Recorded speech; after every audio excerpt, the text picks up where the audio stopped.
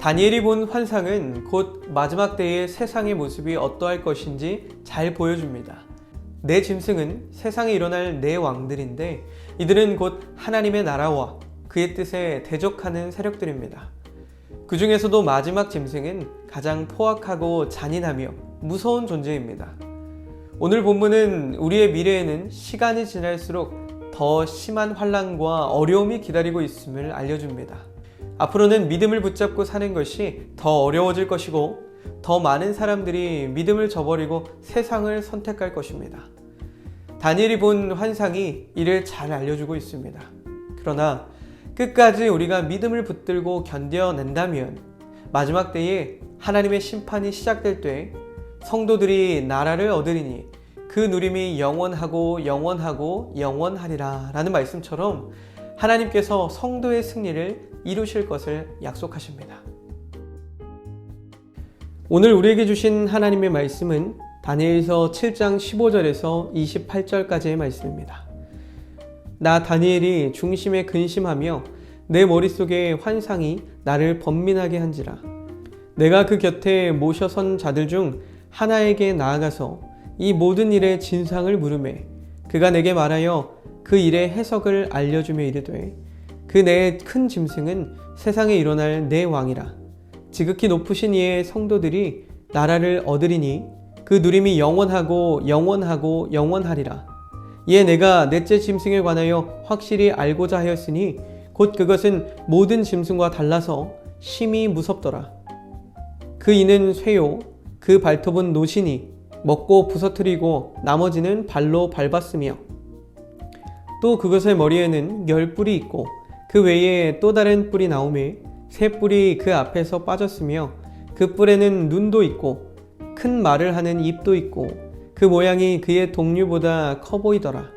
내가 본즉 이 뿔이 성도들과 더불어 싸워 그에게 이겼더니 옛적부터 항상 계신 이가 와서 지극히 높으신 이의 성도들을 위하여 원한을 풀어주셨고 때가 이름에 성도들이 나라를 얻었더라.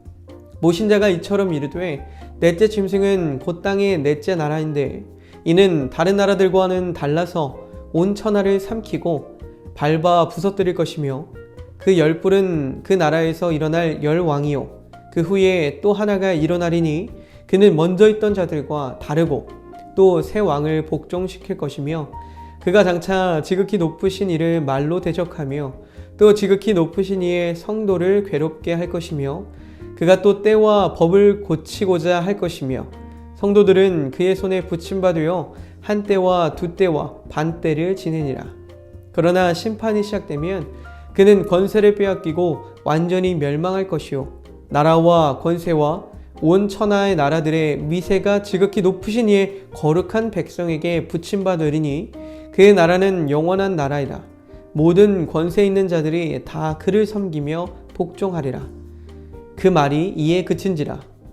나 다니엘은 중심에 번민하였으며 내 얼굴빛이 변하였으나 내가 이 일을 마음에 간직하였느니라. 아멘.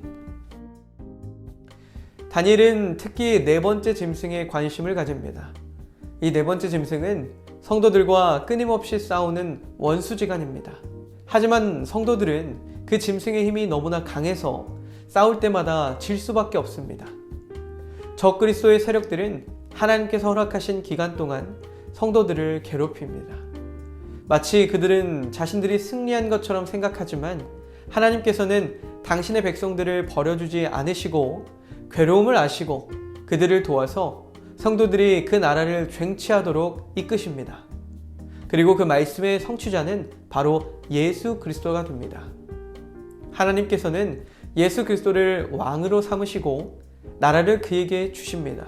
그러므로 우리는 이 세상 가운데서 적 그리스도와 싸울 때 우리의 힘과 능력으로 싸우지 않습니다. 항상 그리스도의 도우심을 간구해야 합니다. 성도들이 핍박을 당하도록 허락된 기간 동안 적 그리스도의 세력들은 성도들을 핍박합니다. 그러나 하나님의 심판이 시작되면 적 그리스도는 권세를 빼앗기고 끝내 멸망합니다. 이렇듯 하나님의 일에는 정한 때가 있습니다. 그때까지 비밀 가운데 숨겨졌다가 때가 되면 그 일은 한치의 착오도 없이 이루어집니다. 성도들이 가지는 가장 큰 복은 바로 하나님의 약속은 분명히 이루어진다는 것입니다. 이 약속이 때로는 조금 더디다고 느껴질 수는 있지만 인내하여 그분의 때가 되면 모든 것은 구름이 거치듯이 거치어지고 승리하게 될 것입니다. 그러므로 우리는 비록 지금 환난이 있다 할지라도 인내하며 기다리면 분명히 승리의 날이 주어짐을 믿고 담대하게 나아가야 할 것입니다. 아무리 말씀에 능하다고 해도 결코 교만해서는 안 됩니다. 다니엘은 하나님으로부터 이상을 해석하는 능력을 받았지만 하나님의 모든 것을 해석할 수는 없었습니다. 그는 내 짐승의 이상을 보고 그것으로 인해 번민하게 됩니다. 그리고 결국엔 그 인자 곁에 모신 자에게 그 내용을 묻게 됩니다. 이렇게 우리 인간이 감히 하나님의 뜻을 안다는 것은 결코 쉬운 일이 아닙니다. 은사를 받은 다니엘도 자신의 번민을 해결할 자를 찾아서 그 답을 얻게 됩니다. 우리들도 하나님의 지식에 관해서는 무지할 수밖에 없지만 감사한 것은 우리의 완전한 선생 되신 예수 그리스도로 인해서 성령님의 도우심으로 그리고 말씀의 앞선 자들로 인해서 하나님의 비밀의 것을 알 수 있게 되었습니다.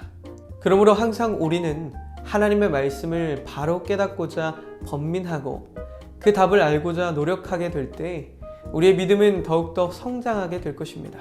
다니엘과 같이 말씀을 알기에 힘쓰는 성도가 되어야 할 것입니다. 천사가 다니엘에게 내 짐승이 곧 내 왕이라고 말합니다. 즉 앞으로 일어나게 되는 나라의 내 왕이라고 말합니다. 그러나 18절에서 이렇게 내 짐승이 일어난다고 해도 지극히 높으신 자의 성도들이 나라를 얻고 영광을 누리게 될 것이라고 말합니다. 여기서 말하는 지극히 높으신 자의 성도는 하늘의 천사들을 말하는 것이 아닙니다. 이것은 지상에 있는 하나님의 백성을 일컫고 영적인 이스라엘의 집의 구성원들을 말합니다. 즉 예수 그리스도를 이 세상의 후사로 세우시고 그를 통해서 빼앗긴 권리를 회복시키실 뿐 아니라 영원히 누릴 수 있는 특권을 가진 성도들을 말합니다. 우리는 이러한 영적인 자존감을 가지고 살아가야 합니다. 비록 일시적으로 세상의 왕들이 일어날 때 그의 힘에 의해서 우리는 연약해 보일지도 모릅니다. 하지만 결국엔 우리가 이 세상을 이기고 승리하게 되는 믿음의 성도라는 사실을 잊어서는 안 될 것입니다. 일시적으로는 세상 속에서 힘들고 어려울지라도 결코 우리의 영적 자존감을 내어 던져버리는 어리석은 성도가 되지 말아야 할 것입니다.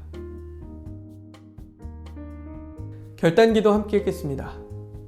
사랑의 하나님, 주어지는 환난을 인내하며 기쁨으로 감당하고 예수 그리스도의 영원한 나라를 믿는 성도로서 항상 당당하게 살게 해주세요. 예수님의 이름으로 기도합니다. 아멘.